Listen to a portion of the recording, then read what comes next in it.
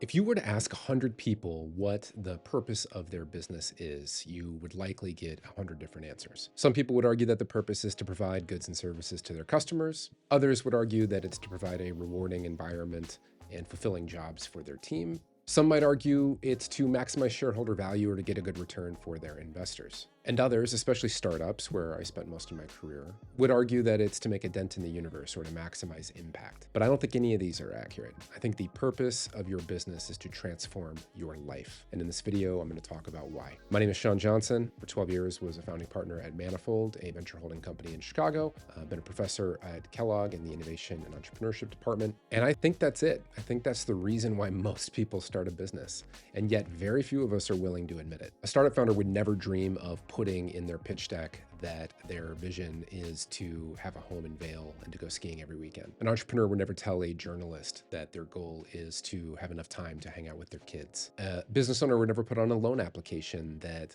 they really enjoy the craft of the work and want to just be able to do that every day. We've been trained to think that our business needs to serve everyone else but us, or at least that we should not admit that the reason why we started the business was to serve our own lives. And I believe this does considerable damage, both to our lives and to our businesses. After saying it enough times, you end up believing it, perhaps not consciously, but in terms of your actions. The world's full of business owners who, if you get them out and get a beer in them, will confide that they don't have the spark that they used to have. They don't remember why they started the business in the first place.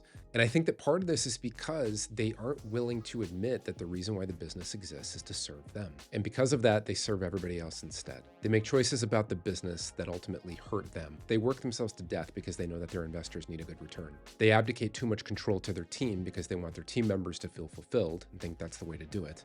And then they're left holding the bag when those team members go and seek greener pastures. They might make decisions that harm their employees and their team and their investors and themselves because they believe in the adage that the customer is always right. Something is desperately wrong. A lot of people don't like this idea when I tell it to them the first time. They think that I'm suggesting that owners should ignore customers or investors or employees. Nothing could be further from the truth. The most likely way that you actually get what you want out of your own life is by making sure that you do satisfy all of these different stakeholders. You have to create a business that is profitable and provides a good return for your investors, because it's going to provide a good return for yourself and accomplish whatever other goals that you have for your life. It needs to make your employees feel fulfilled, because if they're not, they're going to leave, which is going to make your life harder.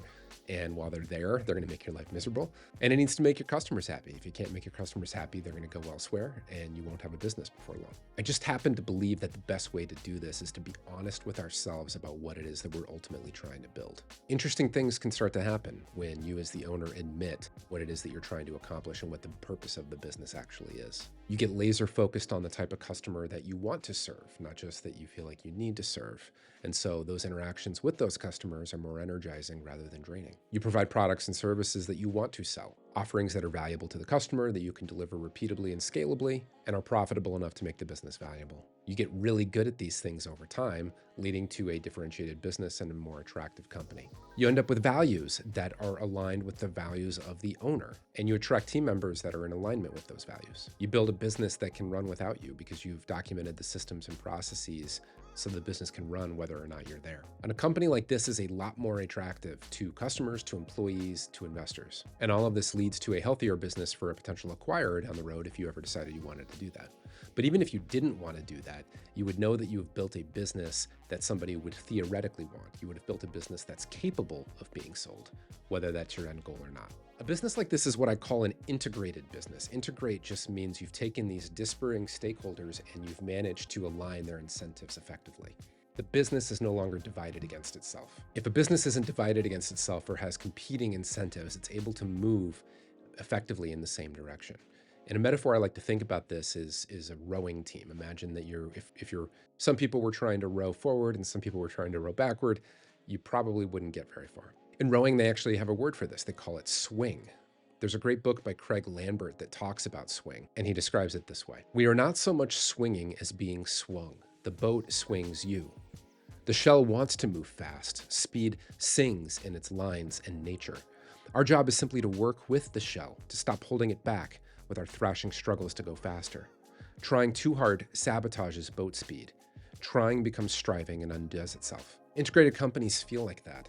Everybody is moving in the exact same direction because they have shared values, shared objectives. But integrated does not necessarily mean equal. All of those competing interests are not necessarily, they don't necessarily need to all be the same. And I think that the first and most important stakeholder is you as the owner. Everything else should be in support of that. If you support the needs of your business to other stakeholders, no matter how noble they might be, ultimately you're going to resent your business. Your investors don't ultimately want that. Your team members ultimately don't want that. Your customers ultimately don't want that. So your business exists to serve you. The way to do that is to create a business that is integrated by getting clarity on what you want and making sure that you align what you want with the incentives of other people. Which begs the question, what do you want?